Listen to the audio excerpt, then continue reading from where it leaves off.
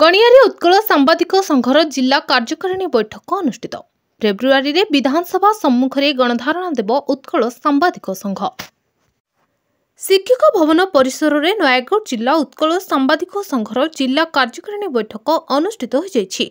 ए बैठक में उत्कल सांबादिक संघर राज्य सभापति विभूति भूषण कर मुख्य अतिथि भाव जोग देथिबा बेले अन्यमानक मध्यरे राज्य संपादक वेणुधर पंडा, राज्य उपसभापति ऋषिकेश महांती, नयागढ़ जिला सभापति श्रीकांत कुमार खटेई, जिला संपादक वैद्यभूषण महापात्र, राज्य कार्यकारिणी सदस्य प्रशांत कुमार साहू, आंचलिक सांबादिक संघ गणियार सभापति अखिल बिहारी पाणिग्राही प्रमुख मंचासीन थे। महाप्रभु जगन्नाथों फोटोचित्र में पुष्पमाल्य अर्पण कर सभा कार्य आरंभ होता। वरिष्ठ सांबादिक रामकृष्ण रथ अतिथि परिचय प्रदान करने सहित स्वागत भाषण प्रदान करते। मंचासीन अतिथि मानक पुष्पगुच्छ,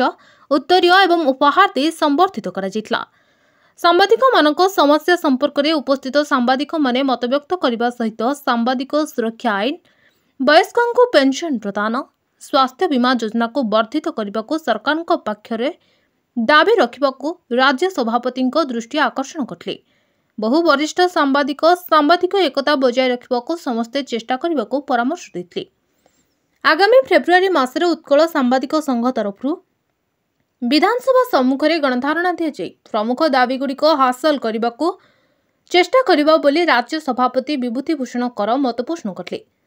सांबादिक मानक न्याय्य दाबी पूरण न हेबा पर्यंत आंदोलन अब्याहत रहिबो बोली से प्रकाश करते। तेबे एही अवसर में नयागढ़ जिलार 8टी ब्लॉक संयोजक, अनेक वरिष्ठ सांबादिक तथा आंचलिक सांबादिक संघर समस्त सदस्य मानक पुष्पगुच्छ, उत्तरीय दे संबर्धित करा जायतिला। श्रेष्ठ पाठक हिसाब रे गणिया पाटना साहिर भोलेश्वर साहू को संबर्धित करा जायतिला। नयागढ़ जिलार 8टी ब्लॉक प्राय 150 रु अधिक सांबादिक एही कार्यक्रम में अंशग्रहण करथिले। गणिया आंचलिक सांबादिक संघर कोषाध्यक्ष तथा युव सांबादिका विजयलक्ष्मी राउत मंच परिचालना करथिबा बेले कार्यकारी सभापति देवी प्रसाद दास धन्यवाद अर्पण करथिले। आंचलिक सांबादिक संघर समस्त सदस्य संपूर्ण सहयोग करथिले। उत्कल सांबादिक संघ गणिया शाखा पक्षर आयोजन ये कार्यक्रम अति सफल रूपायन करछन्ती गणियार सांबादिक बंधु माने। ये केवल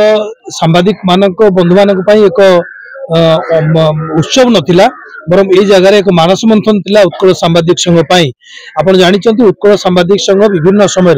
निरंतर भावे सांबादिक मानकर वृत्तिगत समस्या नहीं समग्र राज्य रे सरकार दृष्टि आकर्षण कर आसी। सेही क्रम रे आमे समग्र राज्य रे विभिन्न जिल्ला रे ब्लॉक रे बैठक करुचे। धन्यवाद देवी उत्कल सांबादिक संघर गणिया सांबादिक बंधु मानकू जे से माने एभली एक आयोजन करथिले सांबादिक संघ को दृढ़ करिया पई एवं परिव्याप्त करिया पई। एथिरे हमर मानस मंत्र हला जो आलोचना हला सेते आमे आगामी दिन रे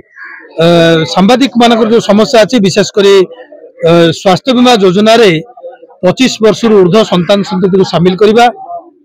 वयसाधिक पितामाता को शामिल करिबा एवं अवसर प्राप्त सांबादिक मानक पेंशन देबा, ता सहित भांगी दिया जाइथिबा अधिस्वीकृति कमिटी राज्य कमिटी एवं जिला कमिटी पुनर्गठन सह जिला एवं राज्य स्तर में व्यापक अधिस्वीकृति प्रदान करिबा तथा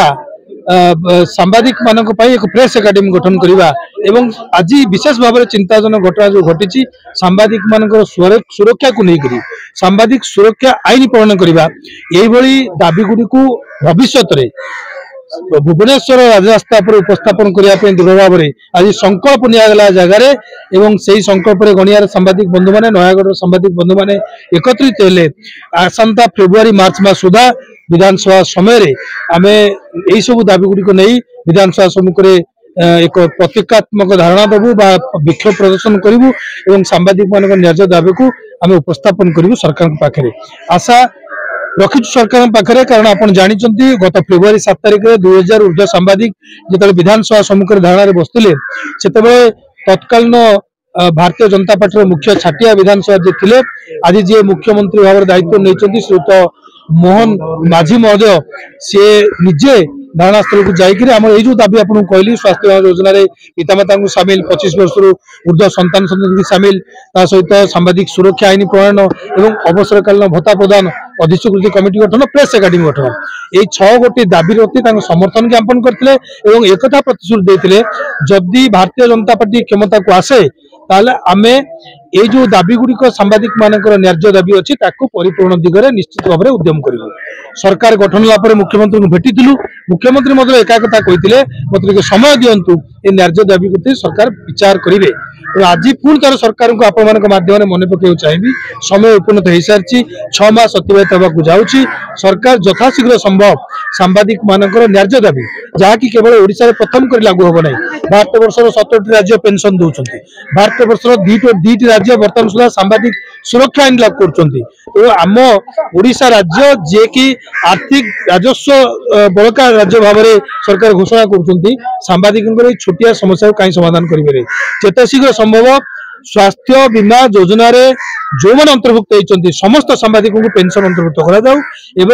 जो स्वास्थ्य बीमा राशि अच्छी 10 लाख को वृद्धि करने सहित पिता माता और 25 वर्ष ऊर्ध्व संतान संतति सामिल करा छड़ा भांगी दि जाता अधिस्वीकृत कमिटी गठन कर राज्य और जिला स्तर में व्यापक अधिस्वीकृति प्रदान करा